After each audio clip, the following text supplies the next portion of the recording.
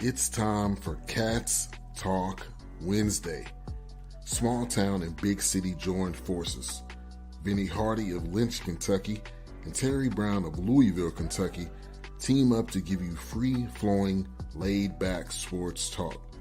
Focus on Kentucky Wildcats, as well as pertinent information in the NBA, NFL, and Major League Baseball.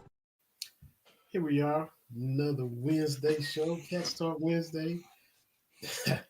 Terry TV Brown in the Upper Midwest, Vinny Hardy here. Terry making a wardrobe addition, not a malfunction, an addition to his wardrobe. And can't say that I blame him. If I was in his position, I'd be doing the same thing. But we live on Twitter and YouTube and Facebook, and got some great guests coming up. We'll talk about the Cats getting smacked last night later, but we got three guests coming up real quick. Carol Smith, a fan who goes to all the games at Rupp. Alan Cutler, Lexington TV legend. We grew up watching him. And Jeremy Nicolls, Denver Nuggets fan who was on prior to the Nuggets winning the chip. We got him back to get his thoughts on last year and this year up to this point. But first and foremost, y'all see what Terry got on. Y'all know who he rolls with. That's right.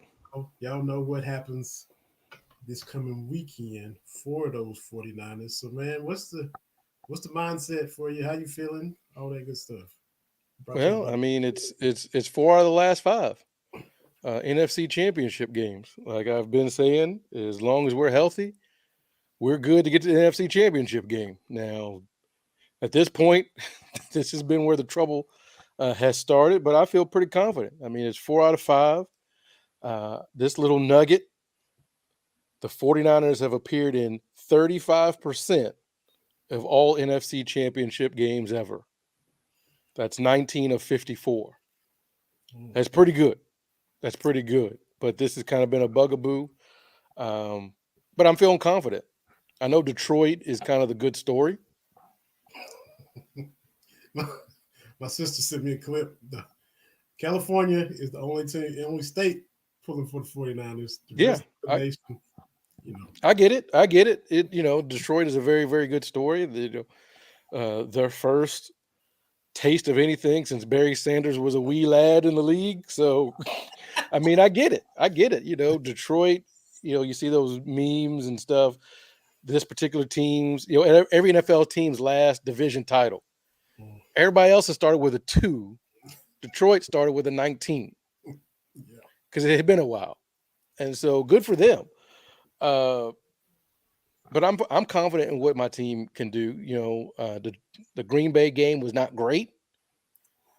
Purdy was not great in that game, but he was great when he had to be. When they had to go 70 yards for that touchdown, he went 6 of 7 and ran for 10 yards. And the one incompletion was a complete drop by Kittle. When we had to have it, people talk about, well, you got all these weapons.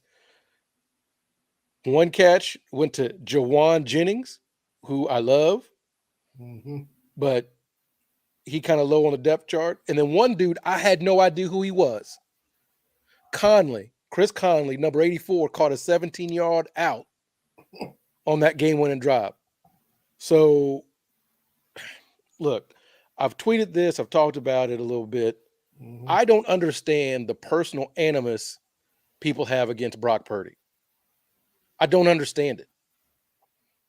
You would think it's America and we like underdogs. The last man taken in the draft. He was 3rd on the depth chart. And then through injury, he rose up to lead his team to an NFC championship game. You would think that would be exciting. That's how we do things. That's why we have films like Rudy. Kurt Warner got a movie. Right. Tom Brady famously can name all the 7 or 8 quarterbacks drafted ahead of him. But I don't know what it is about Purdy that people just – and look, if you think the 49ers aren't going to win, that's fine. People say the Kentucky Wildcats are going to win. That's fine. But it just seems weird that, like, the goalposts keep getting moved. well, the 49ers need to come from behind. They did have to come from behind this game, and that Amy Trask. Well, there's 7 terrific quarterbacks playing the divisional round and Brock Purdy. Like, what are we doing here? Baker Mayfield. The same Baker Mayfield that the Cleveland Browns like, we going to get the nasty man and get you up out of here. That Baker Mayfield is better.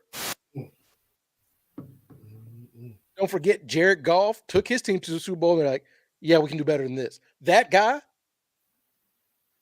Look, you want to say Mahomes? No brainer, right?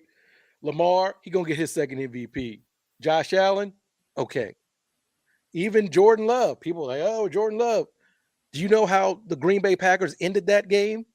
Their last 4 possessions? Yeah. Interception, punt, field goal, interception. And Amy Trask, maybe she let a little personal.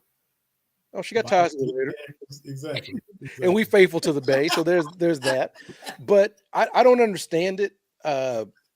As I've said to you, this team, again, 4 NFC championship games in 5 years, hoping to get to that second Super Bowl.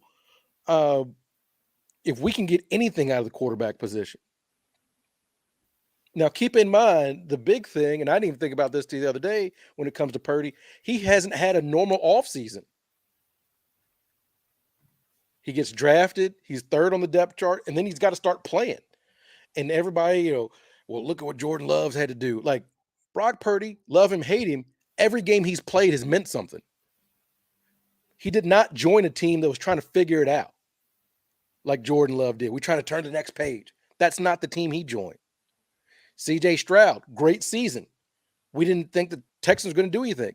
The 49ers have been built now, or built to win right now. That's part of the reason we can't let Trey Lance develop. We have to win right now. Every game is a win now. And so he's played with that.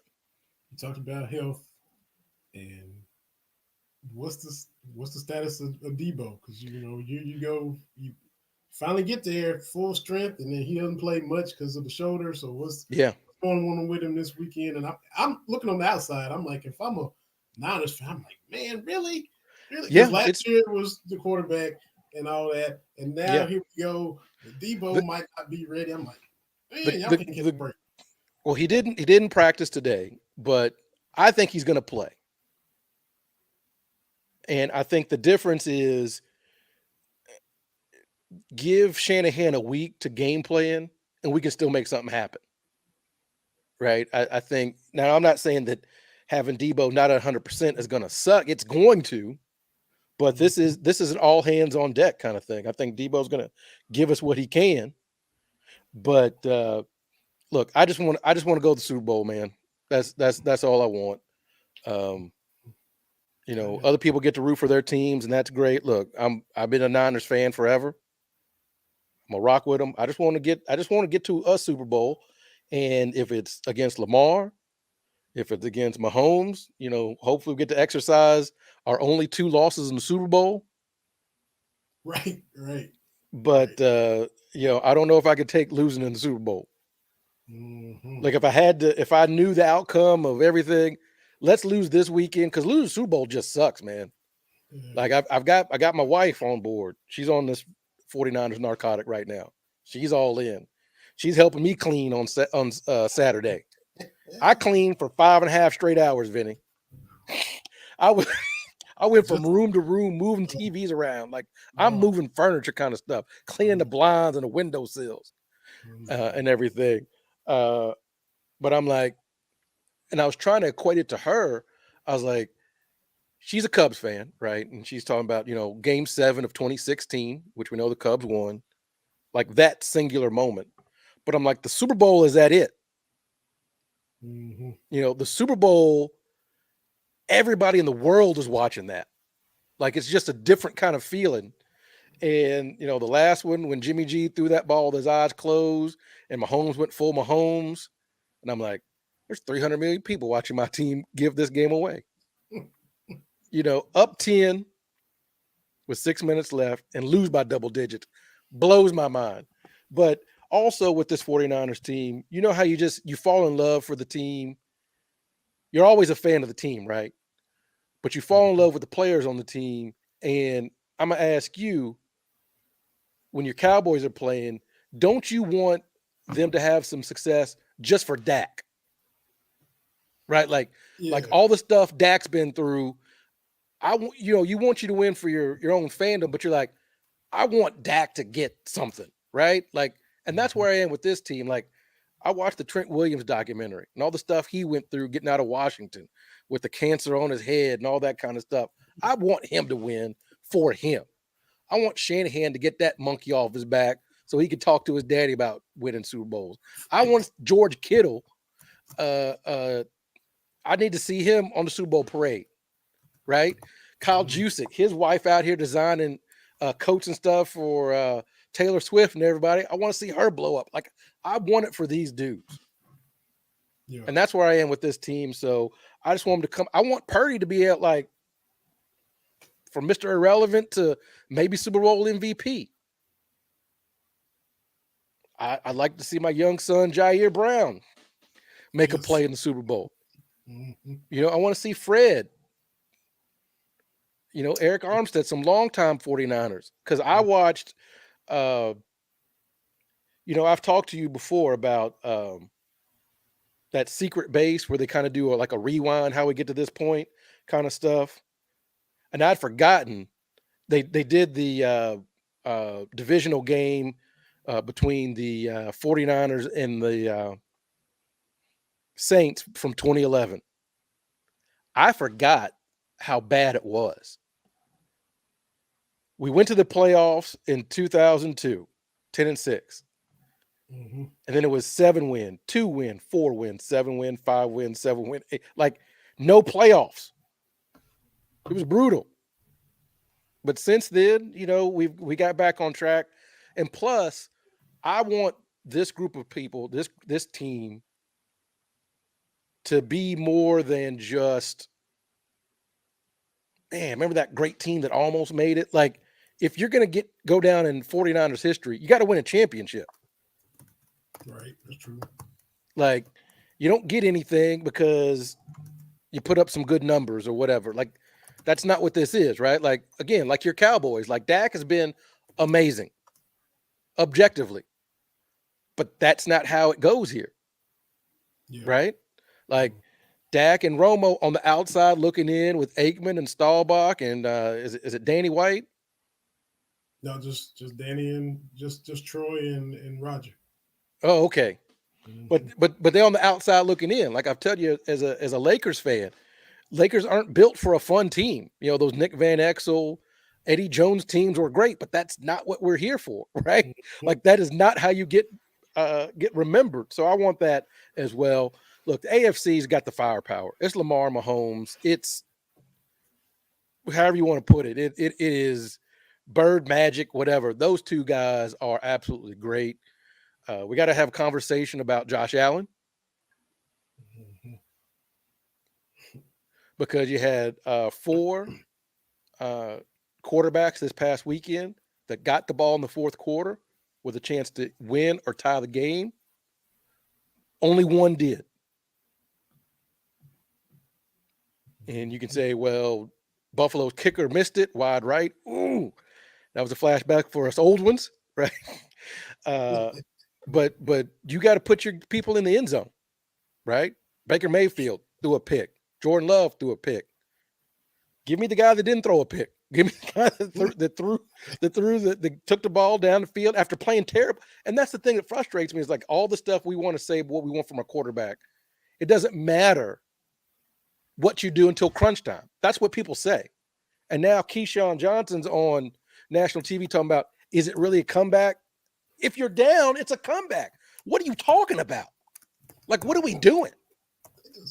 They just tweaking all y'all, man. They just and it feels really personal, and I don't know why, because he seems like he's from Iowa State. Like, people are like, well, he's just from Iowa State. Well, where's Jordan Love from? Nevada? Is that where he's from? Something like that. I mean, Mahomes from Texas Tech. What are we doing? Lamar Jackson's from Louisville. And sorry, Louisville fans, but that's not a football factory. Like so I don't know what it is, but of course I want this team to win. So I'm gonna go ahead. It's gonna be a rematch of the Christmas Day game in the Super Bowl. It's gonna be Baltimore versus San Francisco. That's my pick for the weekend. Lamar, and it sucks because we got a late game, man. I got to sit around all day Sunday. So you got Lamar going Ric Flair, beating the man to be the man. Okay. Hey, Lamar look, with Mahomes, you got to show me a body though. Like it's just ridiculous. And then Bengals fans, well, Joe Burrow 5-1 against these teams. What do you get for that? Like, what do you get for that? Silly. Joe Burrow is good. He is not Patrick Mahomes. What are we doing? Yeah, they just need to just lay low until next season. Look, congrats on having a winning season after losing your starting quarterback. A lot of teams go in the tank, but you still missed the playoffs because everybody in that division had a better record than you. So, hey, just lay low. Nobody wants to see a snowy Paul Brown Stadium that y'all ain't playing in. Don't worry about it. What do y'all do? Like, look at the stadium. Ain't nobody playing there. It should be covered with snow. Buffalo, they're trying to get snow out because there's a game. Stop trying to insert yourself in because you're not in the playoffs. So just lay low, like on our little Twitter account. Y'all follow us at Cats Talk Wednesday. Like, okay, that's cool. What you want? What you want from me? Like, okay. I put out, we had exciting news, and I got to talk about that because we partnered up with a cool app that all y'all need to try. And all the Kentucky fans thought you and I were about to break some recruiting news. It was, Carter Knox going to commit. Liam Cohen is staying. No, I was just excited that we partnered up with the autograph app that I'm about to tell y'all more about. And then out of all those comments, a Tennessee fan says, is Kentucky moving to the ACC? So nobody's talking about Tennessee. Nobody said a word. So I put back, y'all going to make it to a Final Four? So why even enter into that? People just have to do that. The Bengals are doing that right now. The playoffs, Kansas City, Buffalo, Detroit, San Francisco. Hey, here, look at us. Joe Burrow is fine. Just sit down. We played in Super Bowls. Yeah. I got you. Wait for the draft and for OTAs and training camp, and get Burrow healthy and make another run at it next year. Nobody needs to see y'all trying to say, hey, here we are right now. But I was happy this past weekend. I was concerned. Look, I was nervous during the game. I ain't gonna lie, man. Like, it was not looking good for the boys in red and gold. But I got to do my annual. We put the Packers and/or Cowboys out of the playoffs dance. I saw that. I got a lot of Packers co-workers because Green Bay kind of close. It's either Bears or Packers or Vikings up this way. And I said, well, I always do a dance, when the 49ers put the Packers and/or Cowboys out. And, leading up to it, well, you're not going to do that this year. We shall see. Vincent was running his mouth at you, and then I was a little profane, and I shouldn't have been, but I'd been, by the time I saw that, I'd been cleaning for 4.5 hours straight, and I'm drinking and cleaning, trying to watch the thing. I got into my Four Roses, so I was a little profane, but come on, look, I never at anybody. Yeah, I never have. The only people I would add would be Louisville fans, Louisville, Kentucky, but I don't even do that anymore. But when it comes to NFL, I don't add anybody, right? When the Niners, beat your Cowboys, I ain't in your mentions. Ha ha ha, Vinny. Like, no, like, you watch the game, I ain't gonna say nothing. All these other, because in the Kentucky fan base, there's a lot of Packers fans and Cowboys fans. Yep. And so when I first started doing my dancing, a lot of Packers fans got offended.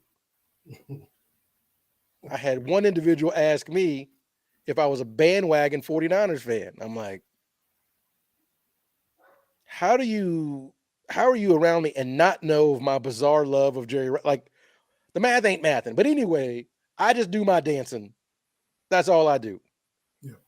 You don't want me to do the dancing? Well, then your team needs to beat my team. Because all I ever do is dance. I don't at anybody. I don't say nah nah na boo boo. I don't do none of that stuff. But I might have to retire it, man. I'm running out of moves to do.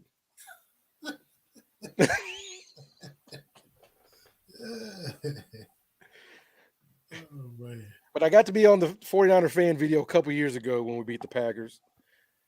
So now you got to be specific when you talk about we beat the Packers in the playoff. Well, you got. What do you mean? Give me some numbers. Exactly. Exactly. Yeah, I gotta start putting Roman numerals by Packers wins. Yeah. Crazy. Trying to see if Carol can get in. Let's see. Um, she goes to. She got. I think she got season tickets. So she was at the game Saturday. Unfortunately, the game last night kind of brought everybody down. But Big Z made his debut, and she was there. So just trying to get her perspective. Um, since she was in the building Saturday, we were watching on TV, and you couldn't script a movie for Z's first game. All the It was great. It was a great moment. And yeah, that's when I started cleaning, as I'm wont to do with my nervous energy when my sports teams are playing. My dad gave that to me forever ago. If you're gonna be pacing around, get a mop in your hand. Do something constructive with that nervous energy besides sitting there yelling at the TV. So that's what I try to do. And yeah, man.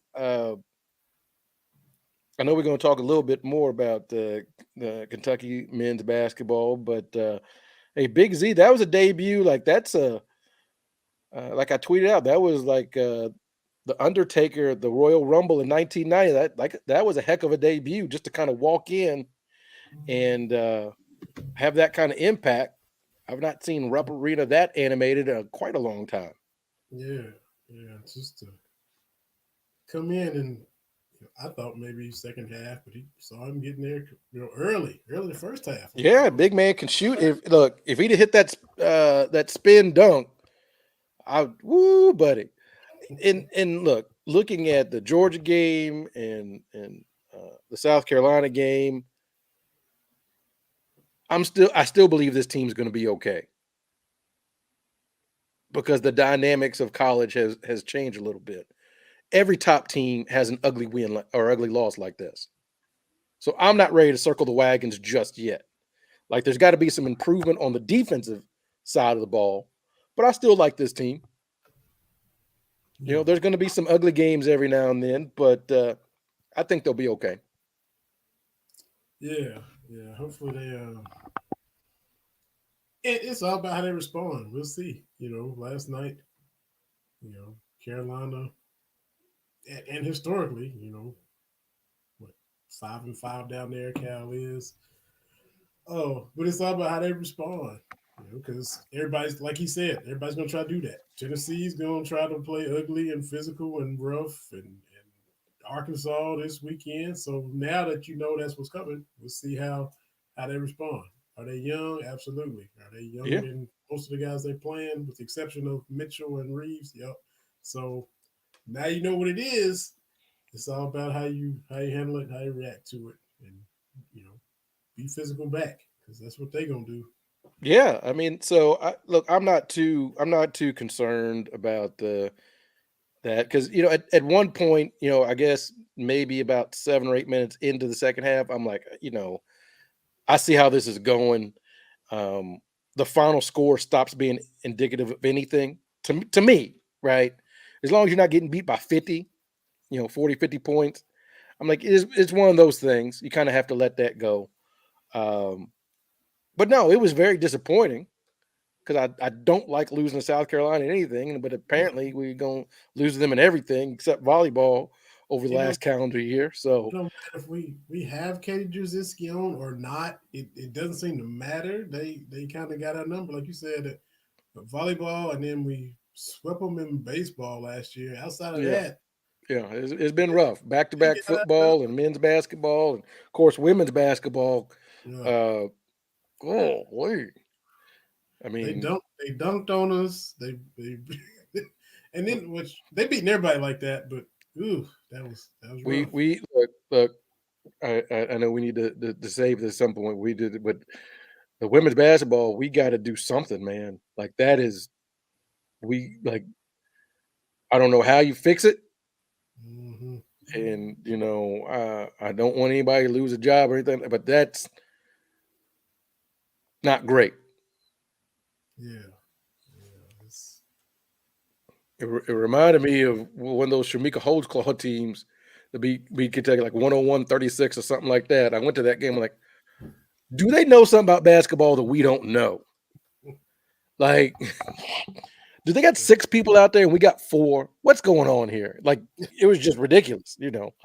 Um, yeah. but Sure. look, Big Z. Look, the team is going to be fine. I think the issue is going to be Cal is at his best when he's got 6 or 7 dudes. Mm-hmm.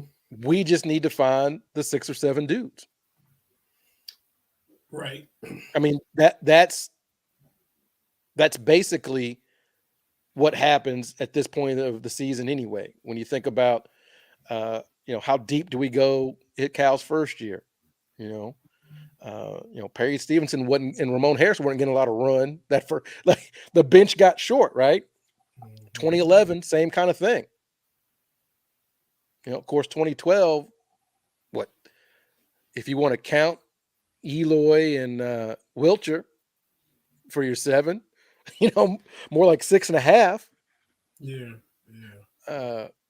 So for me, we got to shorten the bit because it just looked like there's just a bunch of random dudes out there. It looked like a pickup game, which is why I discount a lot of that stuff because you throw Big Z out there and you kind of have to, right? Mm-hmm. But everybody's doing different stuff than they've done all year. So this is the point where, for me, we've got to get something consistent moving forward.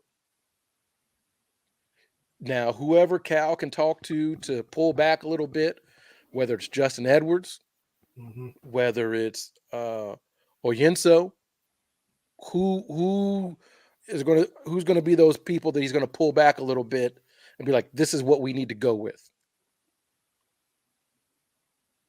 Because that to me is the biggest thing, is the biggest challenge to all this is finding consistency with the lineup so you know what's going on. Mm-hmm. Like, you can play defense, you can do offense with the same people over and over again. That helps. And it seemed like every dead ball, there was 1 or 2, maybe 3 more cats coming in. Yeah, they were searching, trying to.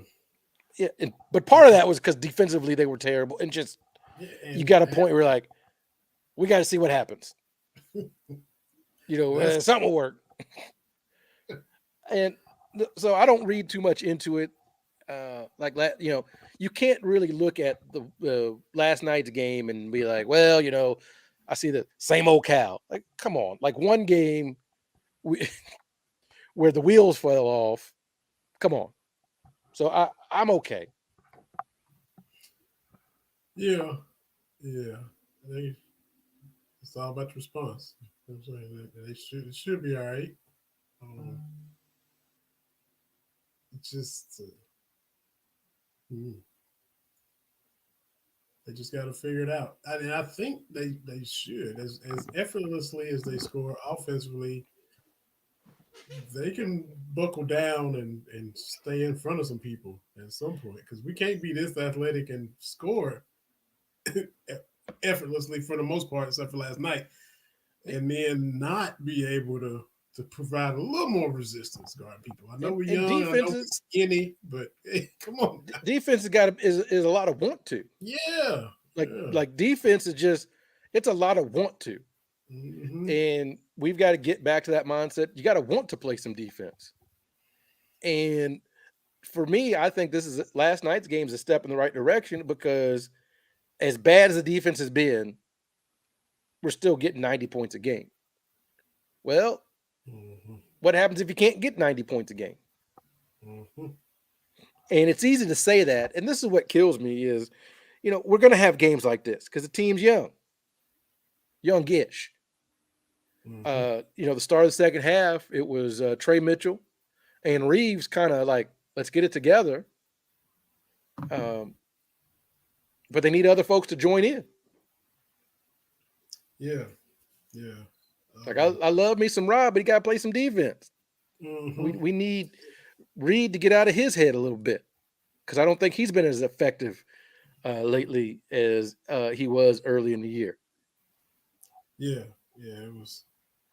So last night was a total team thing, and sitting there pointing out specific guys, I think is foolish because this is one. It was ugly for everybody. It sure was. It sure was. Not able to get Carol in for whatever reason. I sent the link to the email and to Twitter, so can try again or see what's going on with that. But we'll send the link to our next guest. Send it to Allie Cutler, who has been LEX forever. Chased Billy Gillespie through the building. Been there and done it, seen it all, done it all. Retired now. You and I used to see him when we were covering games before he retired. Yeah. Yeah, absolutely. Doing a little ESPN radio now, so still kind of got his finger on the pulse, but still retired. So that's a nice place to be. I ain't mad at nobody that's retired just doing stuff because they want to. That's the life, man. Hey, man, I know you heard your dad had these conversations with people, as I sure did. And, when you a teenager, you ain't studying what nobody's saying about retirement. You don't really care or whatever. But the older you get, the more you hear how they look forward to retiring, or when before our dads retired, they're talking to somebody who did retire, and how happy they were for that person that retired. And then when they finally got to retire, hey, I get all that now.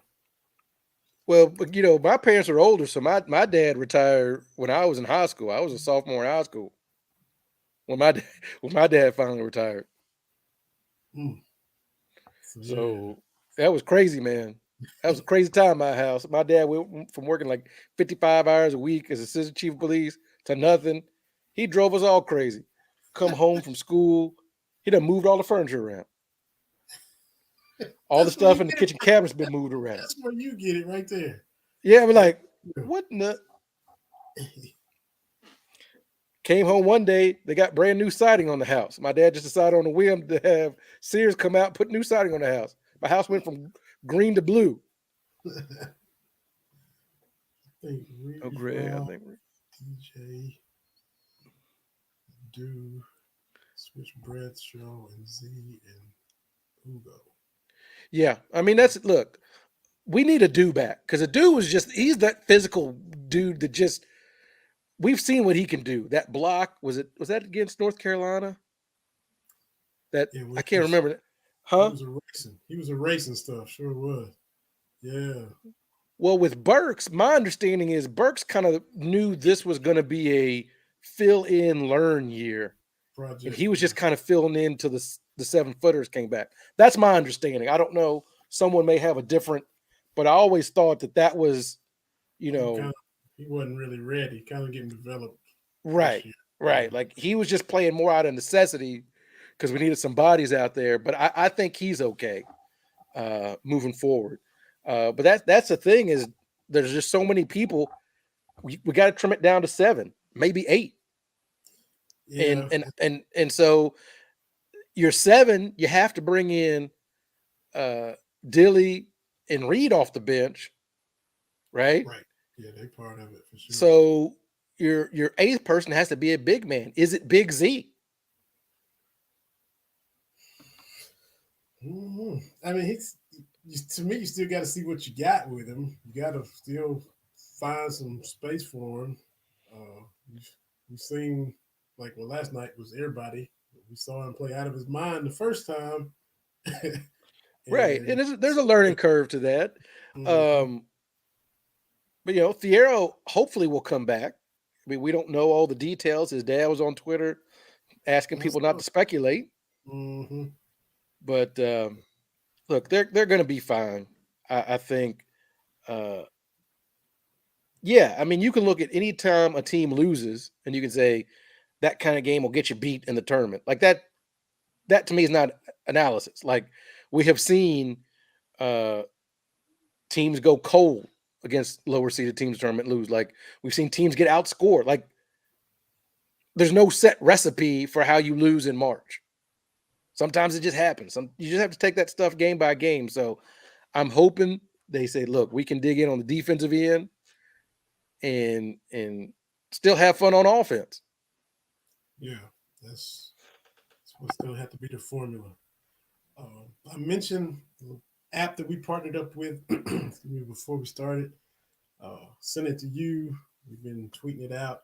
The Autograph app, co-founded by TB12, that other TB, Tom Brady.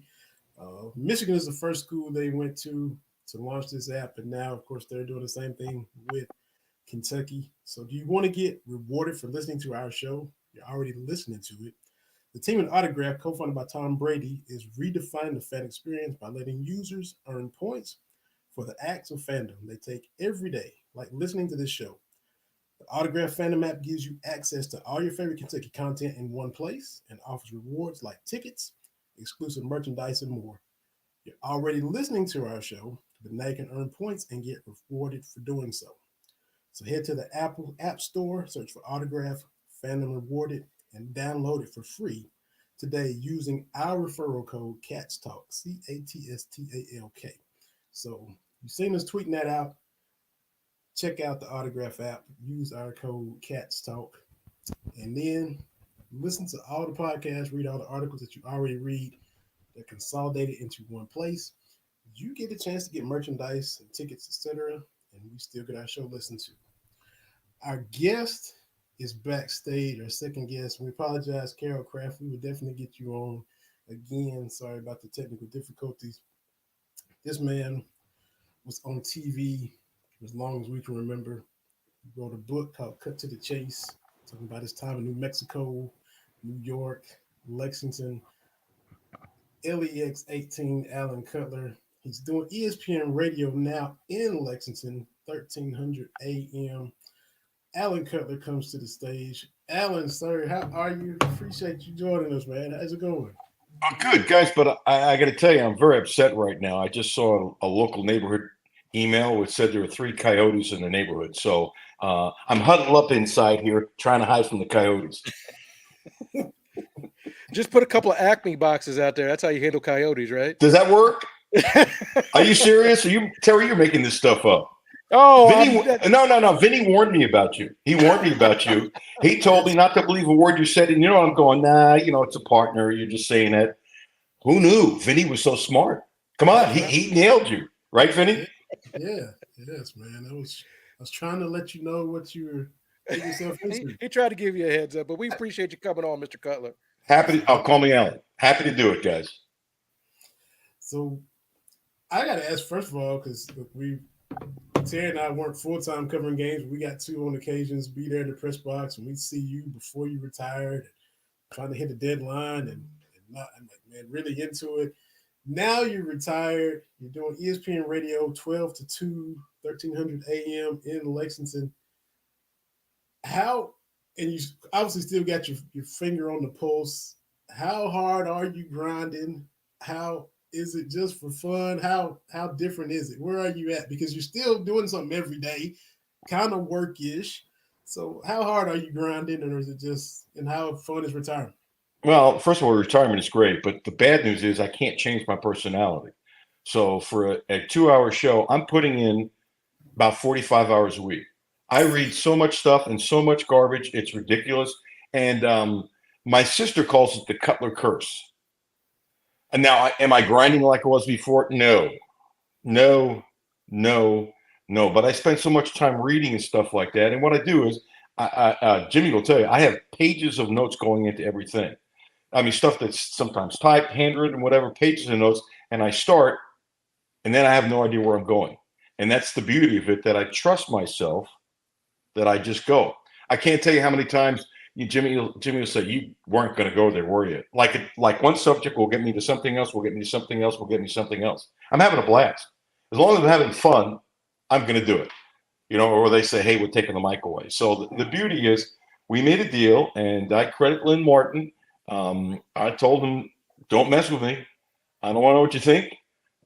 Don't compliment me. Don't criticize me. No, I don't need anything. Just leave me alone. And you know what? He has. Because, I've even told him, I probably shouldn't tell you this, but I will. I said, it wouldn't surprise me. And I have no idea if it's true or not. If UK would call up and complain, because, they do those kinds of things. Don't think they don't.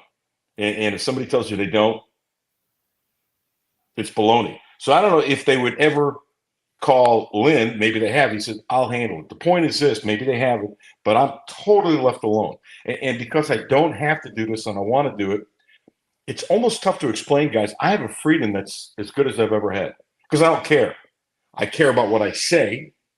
I care about what I'm doing. I don't give a rat's what anybody thinks. And it's a really lovely freedom when you spent your whole life studying sports. So I'm having a blast. And you know what? I shaved just for you guys. I fixed my hair. I'm sorry I didn't put on a tie for you. I got all coiffed for you. And that's the beauty of radio. You can look this bad and do radio. In one of those things, because I got to help out a little bit, Vinny, was this 3 years ago, the IQ team. I was helping do the post-game show, and I think doing radio and even doing what we do, we do it one day a week for a couple of hours. Everybody on Twitter thinks I can do what that person in the sports world is doing. And it's absolutely not as easy as folks like yourself make it appear.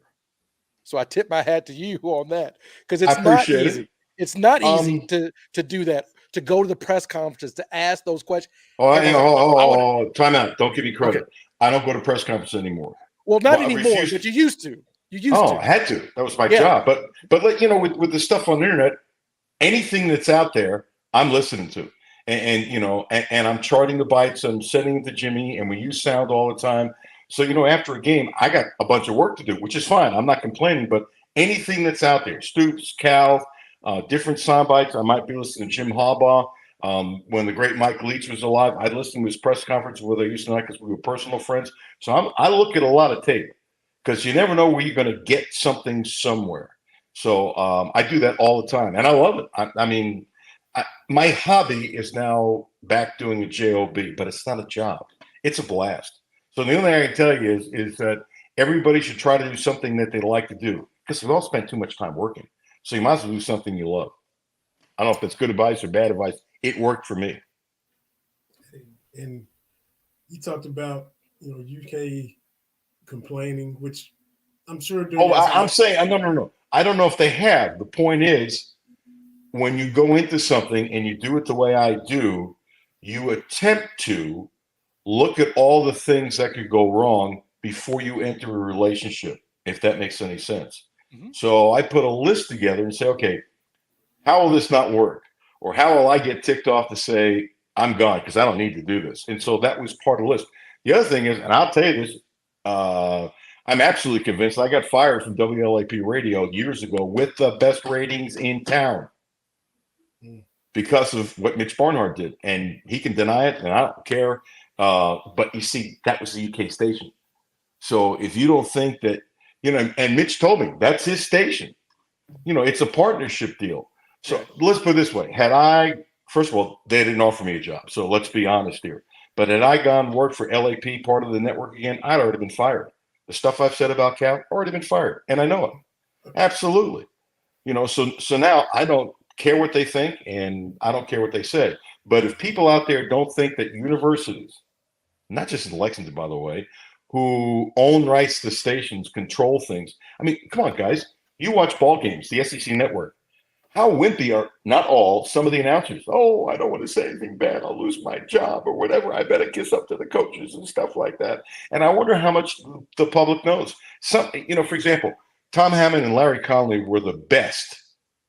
Besides, they were great friends. Tom just did the show the other day. They were great friends since they were 16 years old. They spent 34 years together on the air of the SEC network. Coaches trusted them. They didn't rip coaches. They knew what they couldn't do.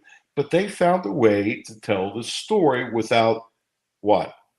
Going off on the deep end and stuff, and they had a lot of credibility. But you think about it. Next time you guys watch a game, go look at all the SEC announcers. And here's, not that I need to give you a suggestion, put a list together of the SEC announcers. Who do you really like? And who's a blank kisser? And they're doing it because they think they have to. Well, you don't have to rip like me. You don't have to be critical like me. I compliment like crazy, by the way. But the point is, my gosh, if that's how you get a network job, not that anybody wants to be a network announcer, I don't want it. You got to be true to yourself. And somebody's, think about it. When you guys do this now, since you're doing it, okay, put a list together, the SEC broadcasters. Spend about a month, as you're listening, and just jot down little notes. They won't touch this subject, and it's obvious they won't touch that one, or this was a hard. I get it. You can't rip the officials, okay? You're, but you can say it was a bad call, can't you? Without saying, the guy's blind. I don't expect you to say that. You see where I'm coming from? Yeah, absolutely. So it's a matter of, you guys look for it, because you guys are in your own way, no filter. Well, branch out, expand your horizons a little bit, and say, okay, what would you have said if you were doing the network game? Granted, you get hired by the the league approves you. I respect that, but how much of them are kissing? You know what? Way too much, because they're afraid of doing their job and they want to do their job. You see where I'm coming from? Yeah, absolutely. And there's a benefit to, as my dad used to say, there's a benefit to being the person to say the emperor's got no clothes on. Yes. I mean, I like that. That's what my dad would always say is, will you be the one, not just think it, right? Because a lot of people think, well, the emperor's got no clothes on, but will you say it? Not whisper it. Will you say it? Amen. And that's part of that honesty that you have built up, that people understand. You're not just saying stuff to get clicks, or did you hear what Alan Cutler said? So there's a difference to it if you are fair and honest and speaking the truth. I think. Can I interject one thing? I never say something to get clicks. And I get accused of it by some people, and they're idiots. They don't know me. Because when I was doing that 700 WOW, doing sports talk on weekend, there was a great program director. I learned so much from him. I even told him, Daryl Parks, who's not in the business anymore, brilliant man. And one day we didn't meet very often because I was a weekend guy. So he had bigger fish to fry, but I learned a lot from him. And he said, hey, Cut Man, this is what I want you to do. If you believe in this, I want you to take the other side. I want to see if you can do it. And I said, Daryl, I can take the other side whether I believe or not. I won't do it. It's the only time I refused him. I won't do it. He goes, why not? I said, because it's my credibility. I do TV in Lexington, and I'm honest. Whether anybody realizes it or not, I'm really honest. And there's enough stuff to complain about naturally every day. Really, naturally every day. I mean, come on. People do stupid stuff in sports all the time. You can't make up some of the stuff that happened, right? That's right. There's always something to talk about. There's always something to complain about. And there's always something to say somebody did a great job. I love saying when somebody did a great job, but I refuse to do it. So if somebody disagrees with me, okay, but I'm honest. I don't make up anything. And none of it with you saying personal. You'll criticize or compliment. Yeah, I've listened to you today. I listened to you, whether you agree with whatever Cal does or you don't. It's not like you just hate his guts. It's about whatever specific thing you have an issue with or you think is well. It doesn't go any further than that. It's just your opinion of what you're talking about. I have never, doing this show, and I've never done it, said anything that was personal to anybody. Never. I know some people think that. And Jimmy, my producer, had a really good comment because there were times, especially last year, I was ridiculously hard on Cal. Well, since June 1st, when things changed, I've been crazily complimentary of him. But, he did some things in the South Carolina game that I think were awful, and I went into it. It's never personal. And I've told Jimmy, if you ever hear me say anything that you think has an inkling of me being personal, I want you to stop me on the air. I told him, rip me. Just rip me. And there's nothing personal. I understand Cal, can't stand me now, and that's fine, but it's not personal. It's just not personal. When they do something good, hooray. When they stink, I'll give you an example. One of the things I made a big deal of today. How many times have you heard Cal in press conference say, the other team they play so great against us. Da, da, da, da, da, da. I should know the exact quote because he said the same thing so many times. I'm paraphrasing. You guys have heard him say it, right? Absolutely. You know why he should never say that again? And it's dumb that he says that. You want to know why? He's putting in the head of the opposing team that they're going to play well. He says it so many times. You're a kid on South Carolina. Hey, guess what? Did you hear Cal? I mean, come on. These players aren't stupid. They know what's going on. They see social media. I don't know why the fans think that players aren't smart. They're very in tune for what's going on. Not all of them. Most of them a lot smarter than I think people give them credit for. Mm-hmm. You don't think they've heard Cal say how many times? Not every time, but when they're about to play Cal. Yeah. You know what? Boy, guys make shots against us. It's crazy. They even back him in. He's making them relax. Why would you say that? Why would you say the other team always plays well against us? You're a ball player. What are you going to say? Hey, you know what? So-and-so played well against them. They were, and you don't think the coaches are pointing out, or somebody team is saying, there were 4 guys this year who had career games against Kentucky. You don't think they're pointing that out? Sure they are. These coaches and people and research people, they're smart. Why would Cal do that? If he was sitting next to me, I'd say, Cal, stop it. Am I wrong? No, you're right. And the thing is, that is not unique to just Kentucky. And I've had this conversation with Kentucky fans too. Is like, you don't think when Duke shows up at Virginia Tech, that Virginia Tech wants to knock Duke off? Like, we're not the only show in town to get everybody's best shot. Kansas, when they go to Texas Tech or wherever, like, that's not unusual. It happens. But it's more than just Kentucky. Terry, let me interrupt if you don't mind. But the second thing is, you're right. But it goes one further. He talks about how people make crazy shots again. Okay, now you're a ball player. Doesn't that take some tension off? Yeah, the guy says, expecting us to do it. Yeah, he's expecting us to do it. Boy, I'm really chill now. That really helps me.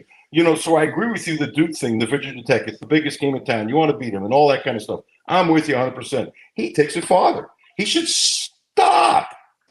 Yeah.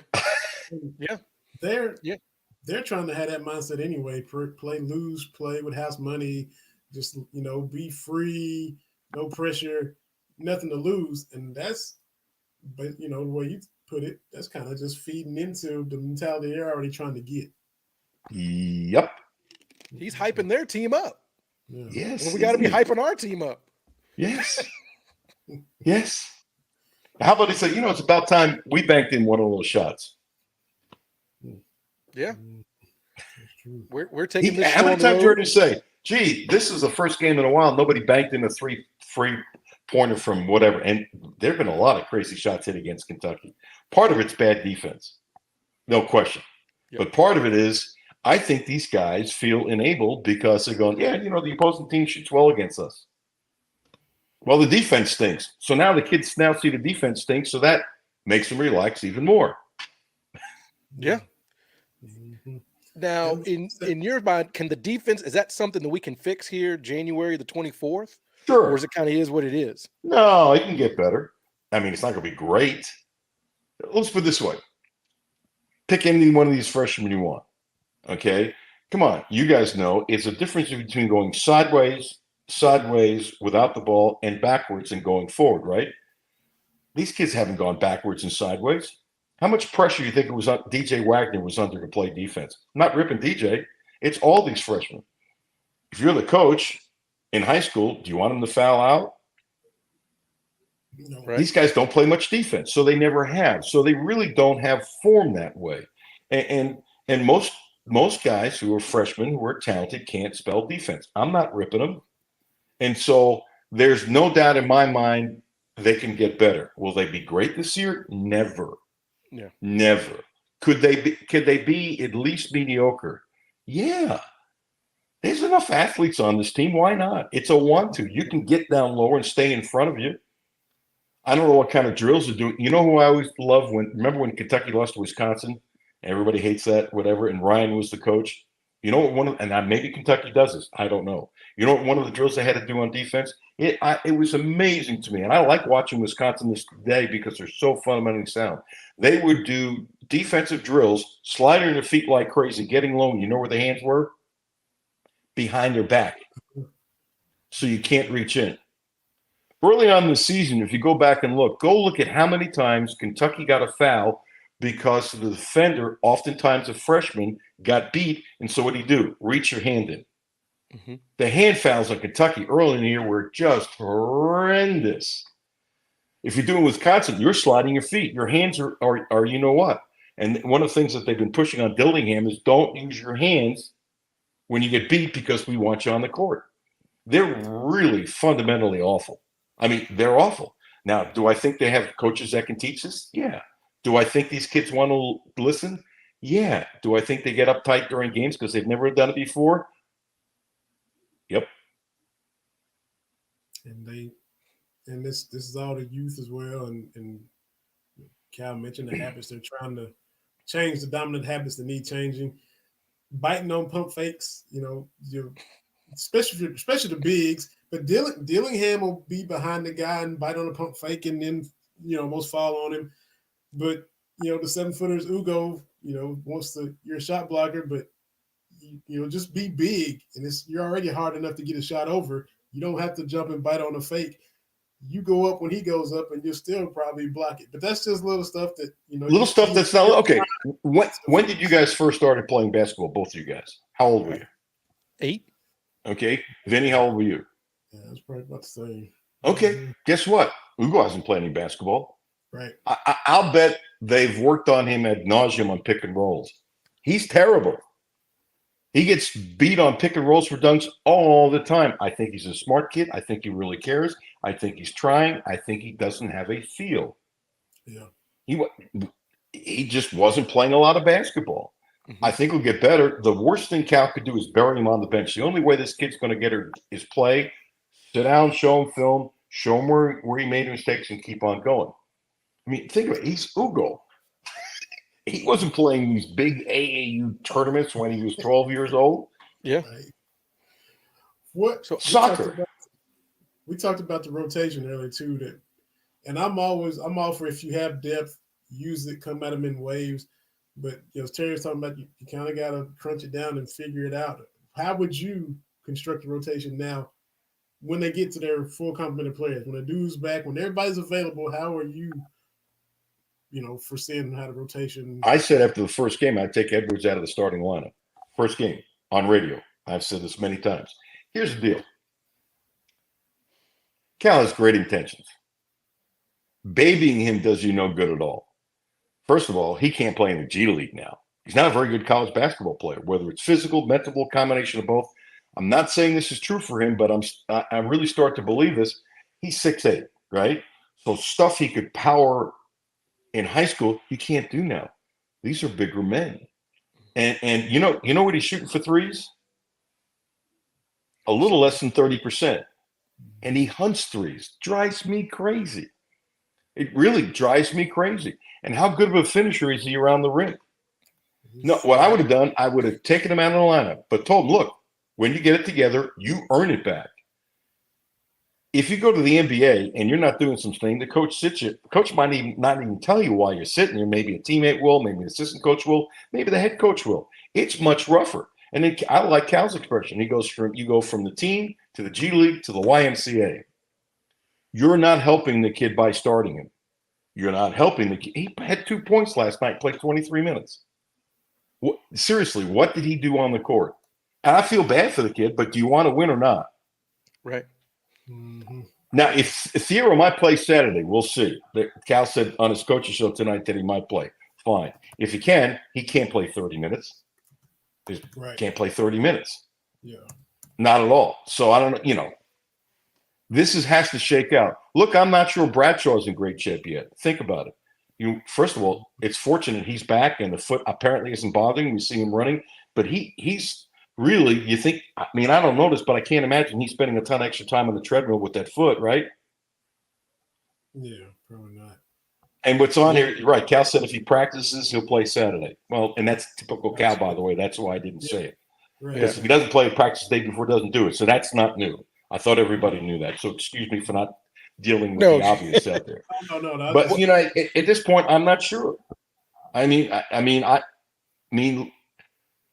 on, the guards were rebounding pretty strong, weren't they?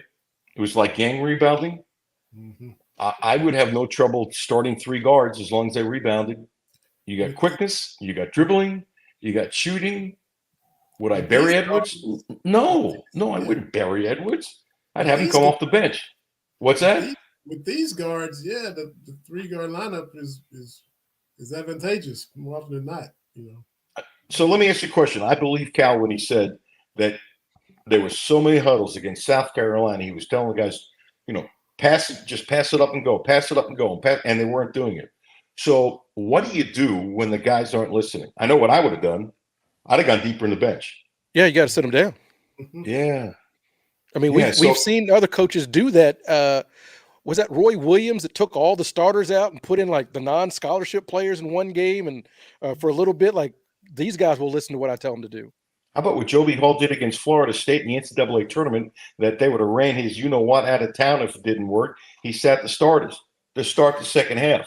Talk about it. You guys weren't born. What do you guys know? You're too I've heard young. The story. I've talked to the guys on the team too. That they thought they was out of his quote unquote blank mind. Some of the guys became very funny about it after the fact. Of course, I wasn't there covering the game. But they thought, yeah, I mean, had Joe lost that game with the heat he was taking about replacing Adolph, that's that's almost like, to me, that was like Saban changing quarterbacks in a national championship game. Yeah. No, I wouldn't start Edwards. And you know what? Let's say Duke can play. To expect him to be in great game shape in 2 weeks, I think is asking a lot. I really do. He wasn't practicing. He wasn't doing anything. He might be, in the whirlpool and doing stuff. I don't even know that. But that's nice. But it's not, as you guys know, basketball game shape. So I wouldn't even count on him to be, if he's healthy, I hope he is, and can go. I wouldn't count on him to be in really good shape for a month. Right. He's been resting, right? And whatever he's been doing, it hasn't been a lot of motion. So, don't ask too much of the kid. It's like, I like what Cal did 2 games ago. I know Big Z went off and stuff like that, and that was beautiful. But he was playing about 3-4 minutes.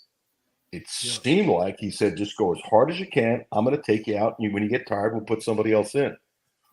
I think that's really smart. I'd say the same thing to Bradshaw. Hey, play 6 minutes. I think he can do that. Play fast the first DB timeout. Take him out. Padu in third. And go 3-3. And now you got 3 7-footers sprinting down the court. And I liked what I saw to Bradshaw early. I mean, the foul trouble was still plaguing him, but he was asserting himself. He was trying to jump in and mix it up and be a little more physical for him because he's still real thin. But you saw, in my opinion, him trying to give off some of that kind of vibe. He got a couple fouls and it kind of messed everything up. And then, everybody just kind of went down. But initially from him, first 4, 5, 6 minutes, I'm like, okay, Bradshaw, I like this. If you can. Last 2 games, though, he's taking long outside shots in the first 2.5 minutes. One game he took 2. I don't like it. You know what I want him to be? Around the rim. Yeah. He's got great quickness. He's got a great quick jump. He's got good hands. He's got a good feel. I think he's really smart. He starts getting some offensive rebounds and doing some putbacks. That's deflating. Can I tell you about a play what happened last night that I think everybody overlooked? Kentucky's up 4-0. At the end of the game, they had almost no runouts, right? That was one of the things. Mm-hmm. Trey has a runout, has what looks like an easy layup. Do you guys remember the play with the South Carolina kid? I'm sorry, I don't remember the kid's name. He blocked a shot. Mm-hmm. And so that was Kentucky's strength, and I think that took a lot of wind. I'm not saying I knew at that moment they were going to get skunked, because I didn't.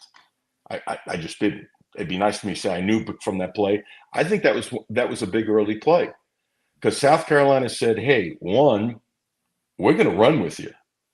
2, although South Carolina tries to take the air out, you can still run, can't you? They can take the air out, but you can still run. Kentucky, I would have called the timeout and said, anybody doesn't sprint next time down, you're coming out. I don't care if I have to put in 5 new players. Yeah. So I've got a question for you. We kind of talked about how you were rough on Cal, and then the summer kind of turned around. I've been trying to explain to folks, my thoughts is we're in uncharted territories when it comes to a Kentucky coach. Usually it's kind of, we fly high and then we hope the coach can get it back, and then We end up moving on. But now we're kind of hoping that Cal can bring us back to that elite status, if you will. Are you feeling better because of kind of where we are versus now versus where we were like a year ago? Oh, Do you think yeah. Cal can get that mojo back? I'll answer the question with a question because I've done my homework. Can I test you even though it's your show? Absolutely. Okay. Think of some of the great coaches.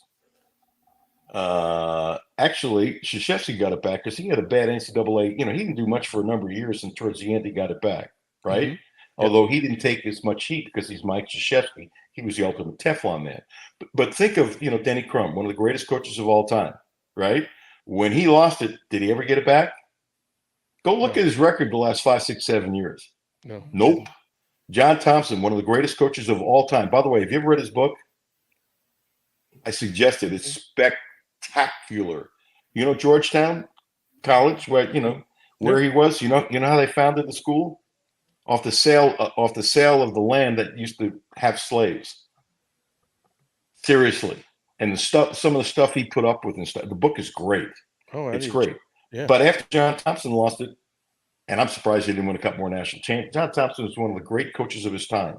My respect for him was always off the chart. Did he get it back after he lost it? Dale Brown did a great job at LSU. Would you agree? After he lost it, did he get it back? No. Start looking at some of these coaches. I don't know if they get to a certain age. I don't know if they get soft. I think some of it's soft. I think some of these guys think they can roll the ball out and win with almost anybody. They don't maybe work as hard. Maybe they don't hire the right assistant coaches. Pitino made that mistake. Pitino in Louisville was his fault for the assistant coaches he hired. His fault. He got soft. He's not soft now. He looks like he's getting it back. Most coaches do not get it back. I think Cal's got his swag back. I'm not overreacting from South Carolina. Right. In other Right. words, I don't like this team anymore, obviously, and I don't like them any less. See, my thing is, and I said it on radio many times before the season started, Jimmy will tell you this, that I didn't think South Carolina, but my thing was before the season, how was Kentucky going to play against Tennessee? Because they're so physical. Mm-hmm. And I thought that would be the weakness of this team. They can do better. They can do better. They can do good enough that with their offense they can win. Right. No, I think Cal's got a swag back. Look at the recruits he's got in next year. Yeah. Mm-hmm. No, I think his swag is back. I'm not overreacting from the South Carolina. That's for fans to do. Oh yeah. I was just kind of speaking in general. Most coaches get asked to leave. Just in general, you hit that peak, and then it's like, well, can you get it back? That's all. I was just kind of pondering. But think about all the coaches that never get it back. I compliment Cal. I think they've recruited a great. Here's the deal: you got to be fair. If you want the greatest recruiting class I've ever seen in history of college basketball was his first class because they had no time to do it. Okay, in the history of college basketball, so give Cal all the credit in the world. Fair. Mm-hmm. Now, when Cal has been, how many times have you heard him say this year? I feel like pulling my hair out if he says it one more time. And all I know is I've been screaming so much. They do listen to the show and they do tell him the nasty things I say. And I don't know if they tell him the good things I say. But when he said, now that I have 3-point shooters, I'll let them shoot. Well, if you didn't have 3-point shooters, whose fault is that? You didn't recruit any. Yeah. Yeah. In other words, I compliment him for this group of kids. Fair is fair. Mm-hmm. It is what it is, okay? Compliment him tremendously. I compliment him tremendously for the kids coming next year. Wait to see the class next year. It's really, really good. Here's something. Suppose Edwards not going to the NBA. Planting a seed. Mm-hmm. Do you think he's going to start next year with all those freshmen coming in? I wouldn't think so. Uh-huh. So let me ask you this. If you're Edwards, and hopefully the light bulb goes on. I hear he's a really nice kid, never talked to him. If you're Edwards and you want to go to the NBA and there's going to be a freshman in front of you, because that's what Cal does, maybe not this time, but that's what he does, right? Have you thought about he might end up in Villanova next year or someplace like that? You haven't thought about that, have you? No, I'm And here. by the way, I'm not, and somebody tried to accuse me today of starting something. I'm not starting anything. I'm not saying it's going anywhere. Have you or have you not seen? Have we all seen that big time freshman come in? You had your chance, and now I'm going to give the slot to somebody else. Has he done this before? Yeah. Okay. And the kid's got to take care of himself. Yeah. I'm not starting anything. I'm saying I deal in logic, and I deal in history and trends. That's all I do. That's all I do. And you know what? Maybe he needs to go somebody else. The kid, oh, this is terrible. I can't think of his name. Oh, it was awful. The kid ripped his knee and was playing great for Providence. Bryce Hopkins. Yeah. Oh, man. I think he's a stud, by the way. Mm-hmm. I like him a lot. And let's hope he comes back from his knee. I think he's an NBA player. Yeah. And now we'll see. The kid from UCLA never got a chance here. You see how much he's playing for Miami? Yeah. Oh, yeah. By the way, remember what they said when he left? Do you remember what the excuse was? I laughed. Oh, he really wanted to go closer to home. And I said, if he was playing 30 minutes a game, do you think he wanted to go closer to home? Mm-hmm. Yeah. Man, Alan, we have enjoyed it. We gotta get you back on here again anytime that you're able to spend Absolutely. a few minutes with us throughout the season. We got our next guest in the green room backstage. But Time for me. I went too long. So can I say one thing? Two things. One, thank you for having me on. And two, Terry, you had the best line of the night. You know what that was? What's that? Your dad. Oh, yeah. Oh, I quote my dad all the time. What you say about what your dad said? Are you going to be? He told me, are you going to be man enough to point out the emperor's not wearing any clothes? Yeah. Not Amen. just think it, not just whisper it. Are you going to say it? And that's one thing my dad, James Brown, always did. So, well, can your dad sing? No. Oh, not that James Brown. Not that James Brown. That James Brown could flat out sing. Yes, sir. But no, not quite. Tell you that I don't even know him, but I like his philosophy. Yes, sir. Thank you. Where can everybody listen to the show and all that before we let you go, Alan? Thank you. 1300 AM, 92.5 FM. Where are you guys located right now? You're not in Lexington. Where are you guys at? Or is this a secret society? You're not supposed to say it. I'm in a cornfield in Iowa. So you're in Iowa? I'm in Iowa. I got married and moved to Iowa out of Kentucky. So there's a literal cornfield right outside my house. So yeah. I wasn't expecting that. Point is, you can listen to all shows online, and we have a couple people in Cuba, and I don't mean Cuba, Kentucky, listening to us. So you can listen live on the app ESPN Lexington, and podcasts go up daily. The Alan Cutler Show, wherever you get it. You guys got another guest. Thank you so much for having me on. I wish you guys well, and next time if you ever have me on, you know what I'm going to ask you right away, and I'm going to remember. I want to list from you guys the biggest kiss-ass announcers in the SEC. Yeah, you gave us homework. I almost forgot about that. Yeah, and matter of fact, if you don't come up with the answers in whatever your opinion is, that's great. I'm hanging up. Okay. Right. Because you know what you're doing? The emperor with no clothes. There you go. See, look at that. That's a pro bringing it all right back. Absolutely. We thank you very much, Alan. You have a good night, sir. We appreciate it. Hey, I wish you guys the best of luck. Thank you so much. Thank you, sir. We appreciate it. Duck you. Alan Cutler, legend, Lexington TV forever, ESPN Radio now after he's retired. Had me on the show a couple weeks ago, and he was kind enough to hop on here this evening. Our third guest is in the green room, the BS3 Network green room. Been on here before. You were out. I don't know if you were going to Louisville that particular Wednesday. We had this gentleman on here, friend of the show. He is Denver Nuggets through and through. This man is multi-talented. He can sing. He's a photographer. He can do a little bit of everything. That boy good. Singer, photographer, videographer. He also hosts a Nuggets podcast on Odyssey. Coming to us from Colorado. Talk some Nuggets, some NBA. Might have to get a little bit of Russell Wilson, Sean Payton, because he's a Broncos fan too. Jeremy Nicolls is back with us home. How you doing, man? Hey, I'm doing good, man. I appreciate you bringing me back on the show. It's definitely been a lot of fun just listening to you guys so far. So definitely looking forward to it for sure.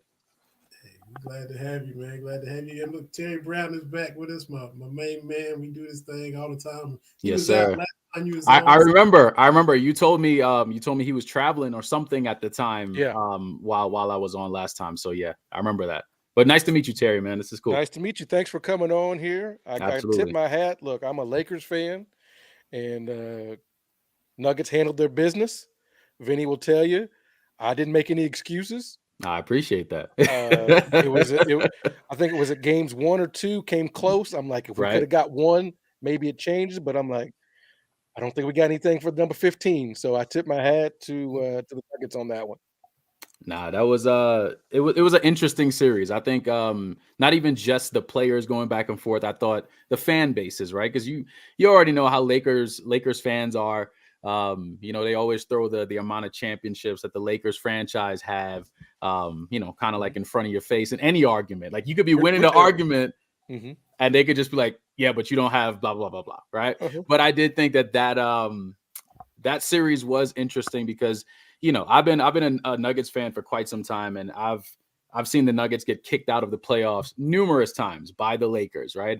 Obviously going back to 2020 in the bubble, as well as 2009, that clash with Kobe and them boys in the Western Conference Finals with Chauncey and Carmelo, so going back to those emotions, it felt good that the Lakers were a part of that path to win that championship, because it was almost like you're kind of exercising that, at least that demon right there. And then also beating the Suns, I thought was something that we had to do because, the Suns swept us in 2021. So it was a cool run to the championship for sure. Where was your confidence level? I know we're flashing back to last year, but had Jerome, I think might have been the Sun series right there when we had you on. Mm-hmm. So if I remember right, I see you tweet out that you thought last year they were gonna win it. So I think you're pretty confident all season long that they were gonna win the championship, and then you get to see it play out. Maybe a lot of people outside of Denver were surprised or something like that, but you rock with it. You knew what you had. You liked your chances. So the joy and all of it. I know you were in attendance for some of the finals games too. So just tell us about the whole thing, because you said you've been a Denver fan since you were like 9 or 10 years old. So yes, sir. Decades in the making. Just tell us about the whole ride. Yeah. Well, yeah. So I've been a Nuggets fan for going on 24 years now. So it's been kind of cool. It was pretty much the reason I actually moved to Colorado. And I think I told you that, maybe the first time I was on the show and you had asked me like how I became a Nuggets fan. That was kind of what it was. Like when I became a Nuggets fan, I was living in the Bahamas at the time. And even then I remember telling my dad, I was like, you know what? One day I'm going to live in Colorado. Right. And then, flash forward to 2014, my lease is about to end while I was living in Brooklyn. And I told my dad, I was like, you remember that conversation we had? I don't know what, 10 years ago? It's happening now. This is the moment. I'm moving to Colorado. I had never visited, nothing like that prior, but I just was like, you know what? Let's just go. So even obviously moving there, moving here and kind of going through that. But yes, going through this particular or last season, I even have my tweets. So I got my receipts, man. I got my receipts saying, hey, listen, if the Nuggets stay healthy, they win in the whole thing. And this was before the season started, right? So, that came up when it actually happened. But I knew even prior to this, like the year before, losing to Golden State in the playoffs, even the year before that with, Jamal Murray out and, hearing Suns fans say things like, Jamal Murray would not make a difference in a playoff series. These things were being said, right? And then going into last season, myself and even the guys I was doing my Nuggets podcast with at the time, a lot of Nuggets fans, we all felt like we have the player that we feel is the best player in the world. Now, a lot of people didn't think that at that moment, right? Because you had a lot of the Giannis fans, the Embiid fans, even some of the LeBron fans, right? Like people who still have certain players as their favorite in the world on their team. And I kept saying, listen, all Nikola Jokic has to do is play his basketball Jamal Murray give us anything like what he did in the bubble. Because, I mean, Jamal Murray, Bubble Murray was a thing, right? Like, that was kind of like the thing. I hate to interrupt you, but you're welcome for that because Jamal Murray played at Kentucky. Right. And I got to cover a lot of his games and everything like that. And so I had this joke on Twitter that there's all these Kentucky guys in the NBA, but I always end up forgetting about somebody. And then I'm like watching the NBA game. I'm like, oh, yeah. And so I tweeted that out to our man, Randy, Vinny. And I'm like, I always forget about, oh, yeah, there's Jamal Murray. And then like the next 4 games, it's like 40, 50, 50. I'm like, well, I guess he's like, well, I'll show you. Yeah. And I was like, well, I won't forget you. And then as Vinny pointed out, remember when you forgot about him, and then he put my Lakers out. So you're welcome for that. Hey, listen, I appreciate it. We appreciate it. I mean, listen, you definitely got some talent in the NBA because didn't Tyrese Maxey as well? Wasn't he also right? So you got some guards, man. You got some guys who are throwing down right now in the league. And, I just knew that looking at Jamal Murray, I knew he had that game. We all saw what he did in the bubble. And like I said before, that was kind of like the thing on him. It was just, oh, well, you do it in the bubble, but can you do it in the playoffs? And I'm like, so it wasn't the same thing, but people kind of, you as a Laker fan there's a lot of people who put an asterisk on that championship, right? There are a lot of people, present company included, that try to put an asterisk on that bubble championship, but it still counts. If you're playing basketball, it counts to me. Right. So y'all can have an asterisk on one. Y'all got enough. Well, we put up that tournament banner thing. Nah, listen, man. Nah, hey, listen. I don't know how you, as a Nuggets fan, kind of watching that. I was like, I mean, listen, the trophy, all that ceremony stuff, cool. I had no problem with that. The banner, I felt a little way about that, but then I was like, all right, cool. Listen, man, you can't really tell somebody how to celebrate something, especially the first. Here's my 2 cents on it. The NBA wants that tournament to be a thing. Right. And you can't have the first team that win it not care. That's true.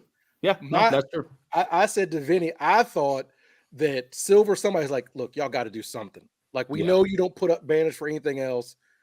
You got to do something. That's why they put them over with the Minnesota, Minnesota banners. Like, we putting it up, but you can't have the team win it, not do anything with it. Yeah. Because most Laker fans like, I don't care. Vinny will tell you, like, I'm like, I didn't even watch nothing but the championship. Yeah. I was like, oh yeah, it's going on. I'll watch this one. So that's me.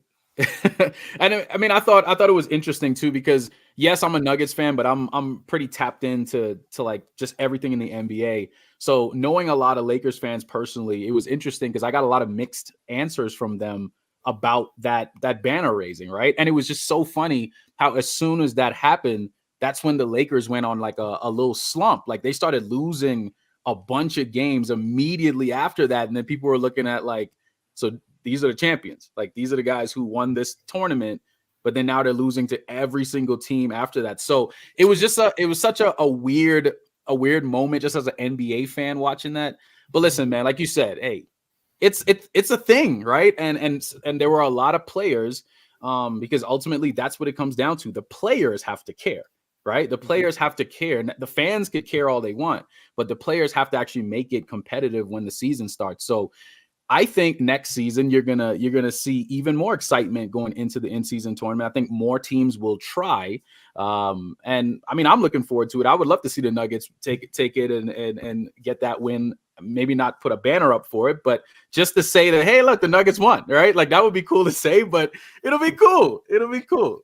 Of all my Lakers memories, that in-season tournament, maybe top 50. And, see, look, maybe, y'all had so many things to be happy about. So for me, I'm like, that's cool. I'll watch a little bit of it. But again, back to the Nuggets. It looks like they could back to back this. It's possible. It's very possible. Just like last year, it's the same thing. It's going to come down to health. I think because people could say what they want, right? I look at players like obviously Jamal Murray, we've been talking about Nikola Jokic, what he brings to the table, Michael Porter, Aaron Gordon, like these guys, once the playoffs start, they lock in. And it's going to be tough because look at the game the other night against the Boston Celtics, right? Like that was a matchup. That was a matchup that a lot of people could see as a potential finals matchup. Jamal Murray went off. Like they put every single person possible on him and he cooked them. Then they threw the ball to Nikola Jokic. They put Al Horford on him, who has actually been playing pretty well against like the big players in the league right now with the Giannis and even Embiid. Like he plays well against those guys. Somehow he did, like, I think Nikola Jokic shot 6 of 7 against him. Like there was no one could stop Jokic. No one could stop Murray. And they tried everything with Jamal Murray. They put Derek White on him, who was a very, very good defender. Drew Holiday, one of the top 5 defenders on the perimeter in the league. Jaylen Brown, Jason Tatum, they tried everything, and you could not stop either of those guys when they're locked in. And that's what you get with the Nuggets. The Nuggets, once they're healthy and they take you seriously as an opponent, that's when you see the real team come out, and good luck. That's all I'll say. But yes, it's very possible they can win this thing again. It's very possible. Yeah, when your fourth option is an Aaron Gordon, who played out of his mind, Vinny and I talk about it all the time. Okay, in the NBA, especially when you get to the playoffs, you got your 2 stars, right? Like we know kind of what Murray is going to do. We know Jokic, and as a Lakers fan, I'm like, I know what LeBron, even at 55 years old, right, and AD, but I'm like, after that, if you're picking sides and you pick those 4 guys, I'm like, the next 3 or 4 picks are Nuggets, right? Like that means something in NBA. You can have your big 1, big 2, but you have to have those other options. Correct. Vinny and I talk about all the time. The reason the Lakers won those championships in the 80s is because James Worthy was your third option. Yeah. If James Worthy is your third option, you're probably, championship caliber. Like with the Celtics, if your third option is, maybe Robert Parrish, your fourth option is Dennis Johnson, you're going to win a lot of stuff. So looking at the way the Nuggets operate, and like you said, when they lock in, it's something different. Because those first 2 games in that series, watching the game, I'm like, all right, maybe the Lakers can do this. And then the Nuggets would just go on this 5-minute stretch where it's like, well, I didn't see that coming. I was not anticipating that. And so that's the thing is, you're good, but when it's time to lock in, can you raise it to that next level? Correct. And I like it because Jokic is like, he's treating this like this is a part-time job. Yeah. Even last night, playing the Pacers, right at the end of the game, right? The Nuggets, they didn't play well in the first half, but at halftime, I tweeted, because I think the Nuggets were down by 8 at halftime, and I was like, yep, we Nuggets fans, we know what's about to happen. This is when the Nuggets sleepwalk the first half, and in the second half, this is when they turn up in the third quarter and then ultimately win it in the end. Exactly what I said happened. They went on like a 25 to something run in the third, took the lead, came back, and then Jokic hit 2 threes at the end, and then walked up and hit like a dagger right at the end and showed absolutely no emotion whatsoever. When he hit that 3, he walked up into Miles Turner's face, hit the 3, and just turned around and walked to the bench while everyone else is going crazy. He's just like, all right, cool, let's go home. Like, that's kind of the reaction that you got, because let's be real. I know y'all saw the game winner that he had against Golden State, right? Yeah. There's certain teams and certain people that Jokic, when he locks in, he knows, like, this is a matchup that I want to see, because this is a team that maybe has beat us in the past. So yeah, the Nuggets lock in for opponents that I believe that they respect. And that's a gift and a curse, because sometimes it's frustrating watching them in the regular season, because you're watching them play, I don't know, the Hornets at some random time, and then they lose, and you're sitting there like, why'd you lose to the Hornets? They don't even have none of their players. But then you battle with Boston on a primetime game, win that one. They're like, oh, that's why. Because that's the type of team that it is. So for me, I'm actually waiting for the playoffs, because yes, the regular season is cool and fun. People hype up certain regular season matchups and they make a big deal out of it. But honestly, it's when the playoffs start, that's when I see the real Denver. That's the team that everybody needs to worry about. So I guess we'll find out. But I think for you, Terry, it's interesting, because obviously with the trade deadline coming up, What do you think? Because I've been hearing a lot of DeJounte Murray's and different names swirling around for the Lakers. What do you guys think is about to happen with your squad? They got to do something, because this is a weird space for the Lakers to be in, where, Vinny, I say this all the time. He's going to roll his eyes here, Jeremy. The Lakers' whole get down since they were in Minneapolis is give us 2 top players and we will figure it out. Right. And that's going back to Mikan, and I can't think of the other guy. It's going to Mickelson or something. Mikan. But then you get to LA, and then you've got Baylor and West. Like, just give us the 2. We'll figure it out, because this is not the Lakers aren't built to be plucky upstarts, right? Right. So it's usually the season is a wash, or we're trying to win it, or we're giving Kobe a farewell tour.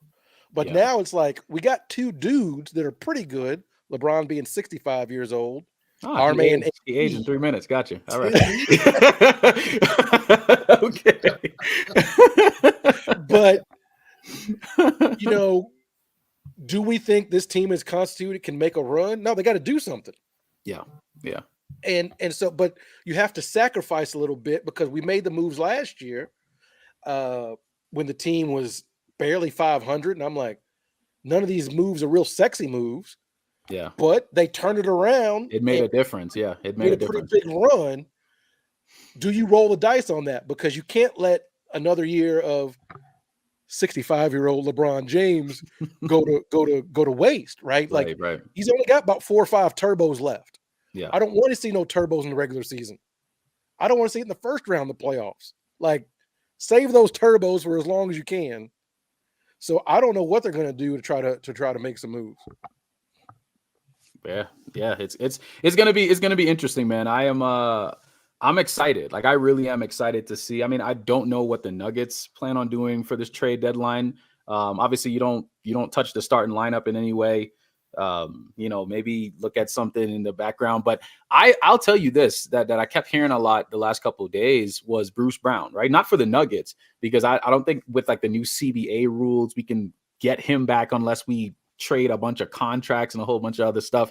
But I heard a lot of Lakers fans talking about, like, I know DeJounte Murray as well as like a Bruce Brown trying to get him. Now, listen, I would feel some type of way about that. I would feel some type of way about watching Bruce Brown in the purple and gold. Like, I would not be very happy seeing that, because like, that's like, he plays. I mean, we just played him like last week against, when he was on the Pacers still, and he played really well against the Nuggets, right? Because he knows the Nuggets, like, he knows their tendencies. He knows certain things that they do. I mean, the Nuggets ultimately won the game, but Bruce Brown played out of his mind, right? So just me being a Nuggets fan, I do not want Bruce Brown on the Lakers, okay? So I'm just going to put that out there. You guys can get anybody else. Go get DeJounte. Go get Zach LaVine, all these other people that I've been hearing. Don't get Bruce Brown. So we need a Brown on the Lakers, what we need.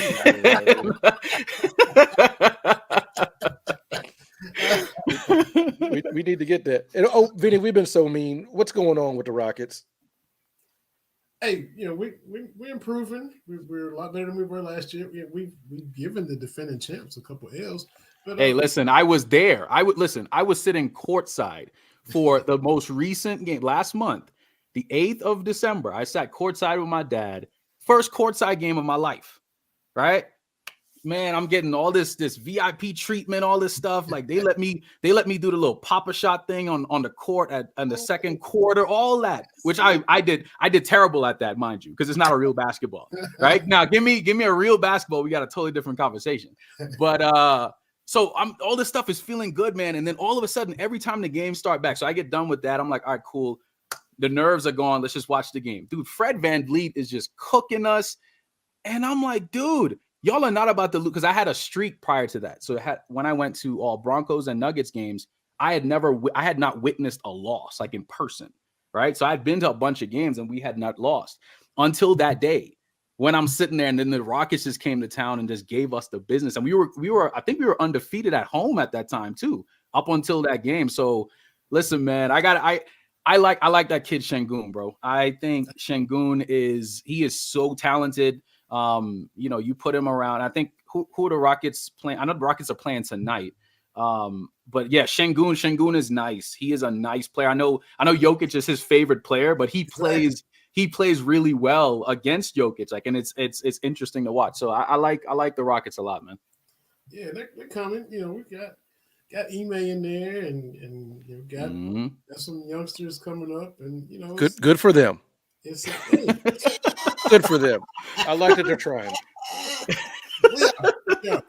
We are legit trying, and so it's the West is tough, as y'all know. So we trying to work our way coming up. We're trying to come up, man. Jeremy, in the wild, I'm not one of those Lakers fans that brings up the championships unless I'm talking to Vinny. Got it. Nah, I appreciate that. and then I've got to remind him which dynasty is my favorite as a Lakers fan. You know, I it's just too many to choose from, Vinny. Yeah. He gonna cut my mic one day. Hey man, we still gotta respect 94-95, man. We still gotta. I give him now. Yeah. Vinny, I'll tell you, I will ride or die because everybody tries to devalue those championships, but I'm like, those Rockets were a problem. No, they were good. Those were some good teams. Yeah.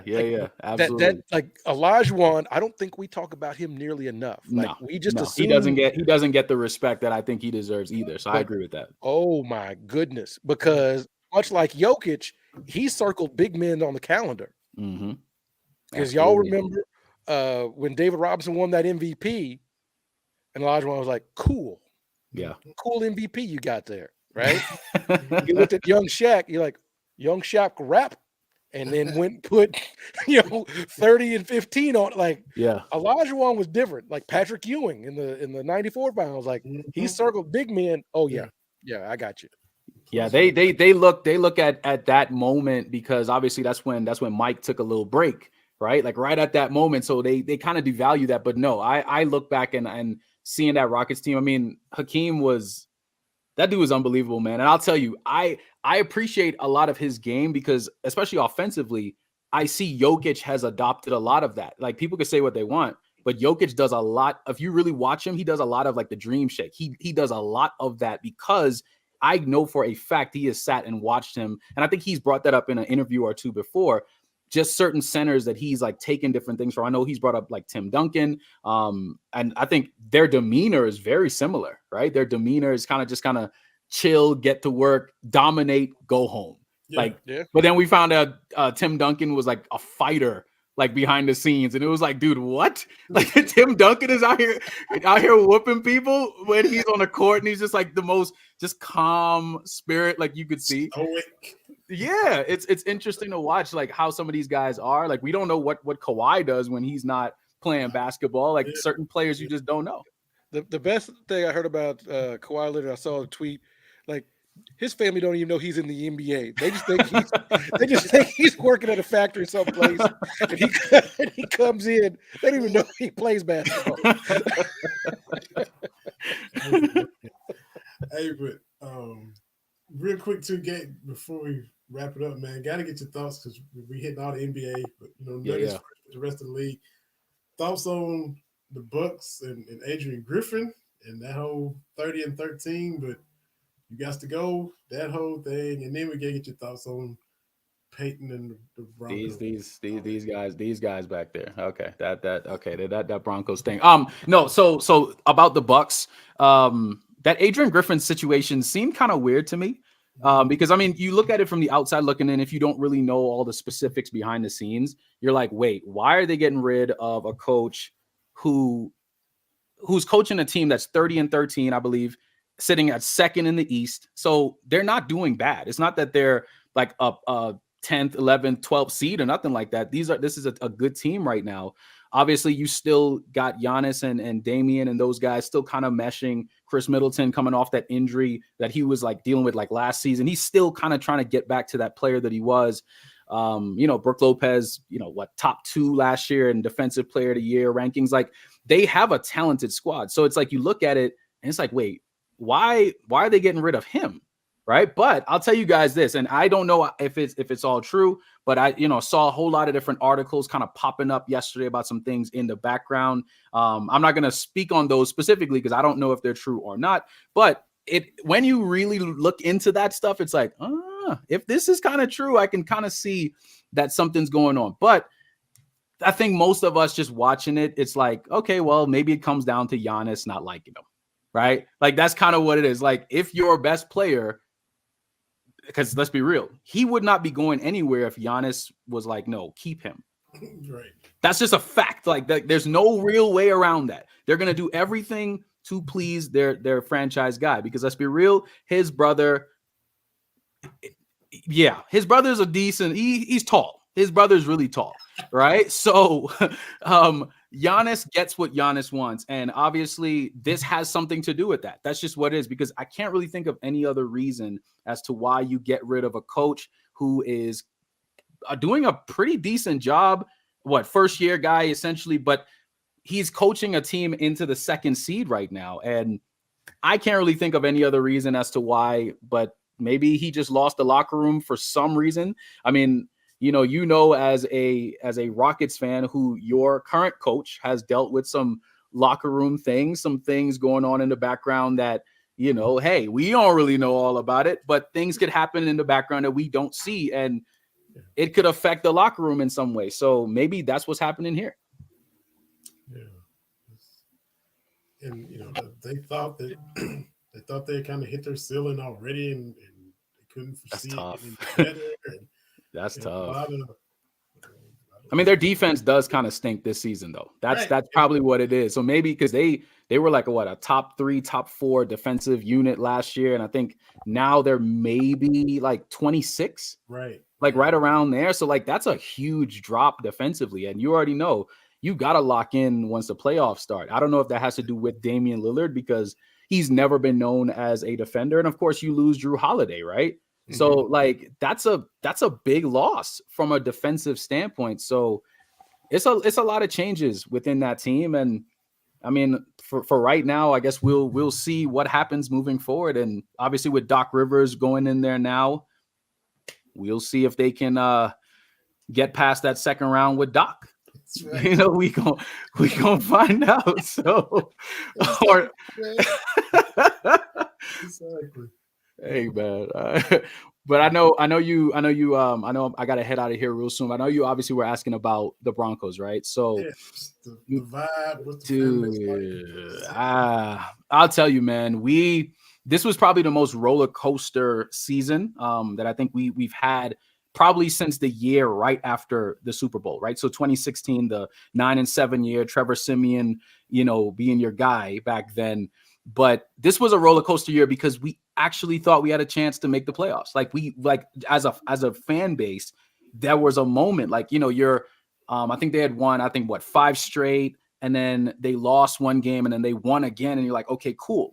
Now you're playing Houston, right? So you're playing against Houston, and this is a team that at the moment they had the exact same record, I think, and you have a chance to win this game. Like under 2 minutes left, Russell is driving down the field. You get down to the 20. I think we were down by, I think we were down by 3 at the moment. And then he throws a attempted dot to try to get to Cortland Sutton in the back of the end zone, and then throws a pick. Somehow the defense gets the ball back. The Broncos get the ball back again. He has another chance and then throws another pick. Like it's so those were like heartbreaking moments. I remember tweeting at that moment. I was like, man, that felt like a gut punch, because that was like our playoff hopes, like right there. And there was still another chance. A bunch of teams started to lose right after that. The Broncos had another chance. And then I went to the Broncos and Patriots game, sitting by the field. Same situation with the Rockets matchup with the Nuggets. I'm right there. Like everything is right in front of me. And I'm like, oh, this is so cool. And then you're down 23-7 in the first half. Broncos rally all the way back. They do all of this stuff. You got a chance to win the game. And then you just let that go right at the end. And I'm sitting, and mind you, I'm freezing. Right. I am at it was I don't know, probably 30 degrees out there. And I had never been to a game where because I just recently lost a lot of weight.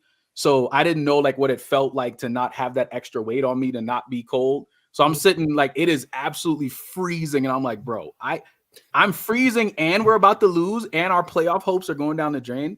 Listen, man, and I got to drive an hour and a half back to Colorado Springs. Listen, bro, I'm not, it was not cool. But I think as a fan base, the fan base is pretty much split right now. Like there's a lot of people who are like pro Russell, a lot of people who are pro Sean Payton. Some people just want the drama to stop because that whole situation was wild. I mean, for a player to come out and say, I was threatened, right? I was threatened by management, the coaching staff, that if I don't adjust my certain stipulations in my contract, that they'll bench me the rest of the way. Like that's like, come on, like that's a wild thing to put out there. So I just want the Broncos to be good again, man. Like I'm so sick and tired of this. Like it's sad, but hey, we are. I think we're probably more optimistic than we were in the past, just because we got so close this time around. Man, you came in here and just dropped knowledge like you always do. So Hey, man, I appreciate that. appreciate you taking the time. Congrats Yes, on sir. it, man. Absolutely. Enjoy the rest of the regular season. Playoff time is here before we know it. Going back real quick to the in-season championship, and like Terry and y'all talked about, the inaugural winner, you want them to care. Adam Silver wants them to care because he wants this to be an annual thing. My only thing is keep that same energy for All-Star weekend and the All-Star game. That's all I'm saying. If we can do this whole in-season thing, let's have an All-Star game where we're at least trying to hoop. Yeah. That's it. That's all I ask. Because didn't they go back to East versus West this time around?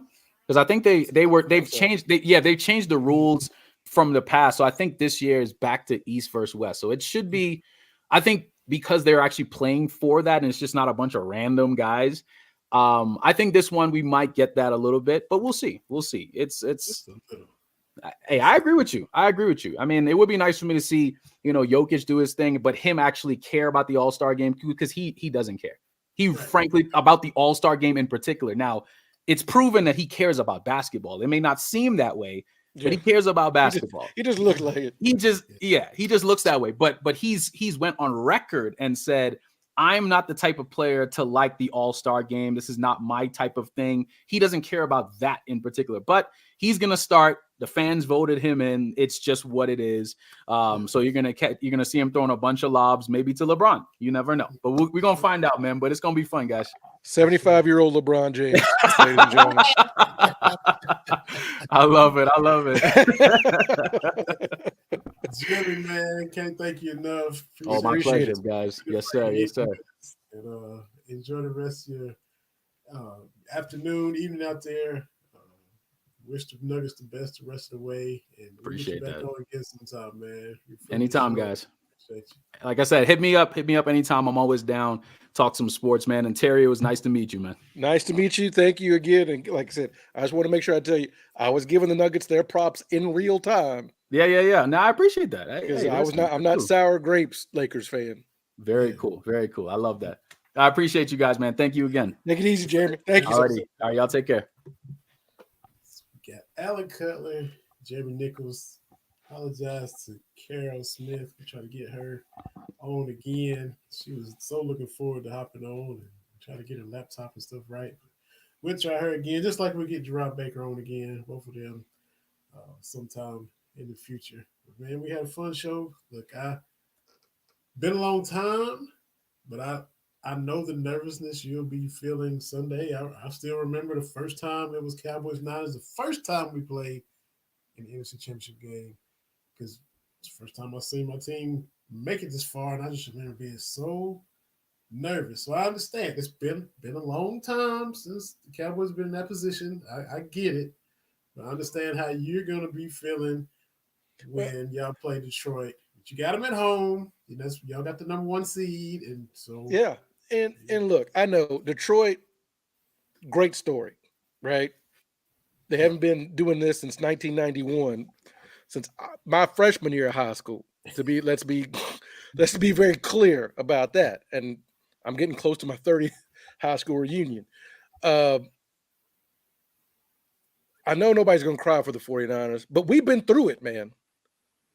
Like, as I showed you, that stretch between 2002 to 2011 was terrible. And it's getting to the point now where it's like, yes, this is our 4th NFC Championship game in 5 years.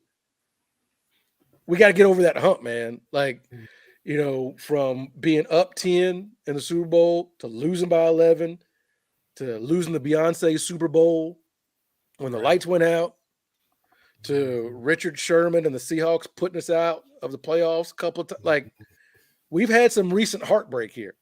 Like, I'm glad to be in the mix. I would rather be in the mix, but it's to the point now. I'm like, even the Rams have squeezed out a Super Bowl championship here. True. Like, I just want this one so bad. So we'll see what happens this Sunday. I already told my boss, and I may not be in on Monday till late, depending on how this goes. Same for the Super Bowl, man.